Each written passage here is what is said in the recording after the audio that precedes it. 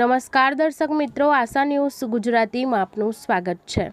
સમાચારમાં વાત કરીએ તો નવસારી જિલ્લા અને સુરત જિલ્લાના આહિર સમાજ દ્વારા સંયુક્ત મેગા બ્લડ ડોનેશન કેમ્પ યોજાયો હતો। આહિર સમાજ દ્વારા નવસારી અને સુરત જિલ્લાના સંયુક્ત mega blood donation camp Palsana Maniba hall ખાતે યોજવામાં આવ્યો હતો। આ બ્લડ ડોનેશન કેમ્પમાં સુરત અને નવસારી જિલ્લાના આહિર સમાજના યુવાનોએ મોટી સંખ્યામાં ભાગ લીધો હતો અને સ્વૈચ્છિક બ્લડ ડોનેટ કર્યું હતું। રક્તદાન કરનાર દરેક વ્યક્તિને આયોજકો દ્વારા ₹50,000નો આકસ્મિક વીમો ઉતાર્યો હતો।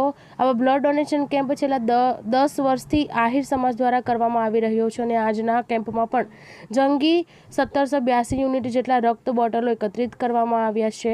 આ તમામ રક્ત બોટલોને નવસારી, સુરત, અડાજણ, વ્યારા, બિલીમોરા શહેરની બ્લડ બેંકમાં મોકલવામાં આવ્યા હતા।